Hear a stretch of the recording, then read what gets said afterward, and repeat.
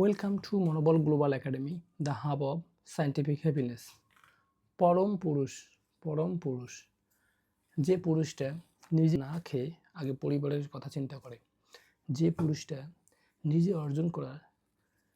অর্জন করার পর সন্তানের কথা চিন্তা করে, যে পুরুষটা নিজে একটা ভালো ড্রেস না পরে বউয়ের কথা, সন্তানের কথা, সংসারের কথা চিন্তা করে, যে পুরুষটা নিজে ভালো কিছু না খেয়ে সন্তানের জন্য চিন্তা করে, পুরুষটা অপচয় না করে সংসারে সমৃদ্ধি অর্জন করার জন্য ব্যয় করে, যে পুরুষটা অপ্রয়োজনীয় খরচ না করে সংসারের জন্য খরচ করে, যে পুরুষটা তার মনের সমস্ত কথা তার বউয়ের সাথে, মায়ের সাথে, সংসারের প্রিয়জন মানুষের সাথে শেয়ার করে, এই এত গুণাবলীর যে পুরুষ, সেই পুরুষটা হচ্ছে যে পরম পুরুষ।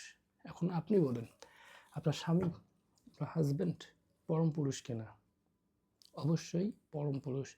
আপনার হাতে যখন একটা সুন্দর মোবাইল আছে, আপনি যখন ভিডিওটা দেখতে পাচ্ছেন এবং আপনি যেন মানুষের ভালো ভালো জিনিস লাইক, কমেন্ট, শেয়ার করেন এবং মতামত দেন, এর মানে কি? আপনি ভালো আছেন এবং আপনি সুখে আছেন।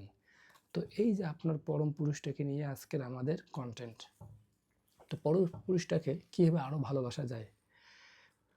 ওই পরম পুরুষটার সাথে তার মনের কথা শেয়ার করা, আপনি কোনো কিছু যদি পছন্দ না হয় সেগুলোকে খোলামেলা বলা, তার কোনো অপচয় আর্থিক বিষয়ে খেয়াল করা, তার ভালো লাগছে কিনা বা তার কোনো সমস্যা আছে কিনা, যেটা আপনাকে রাগের কারণে, অভিমানের কারণে, বা এমন হয় যে আপনার কাছ থেকে অলরেডি অনেকবার টাকা নিয়েছে, এখন আর টাকা পাচ্ছে না, টাকা চাইতে পারছে না, কিন্তু আপনার কাছে টাকা আছে।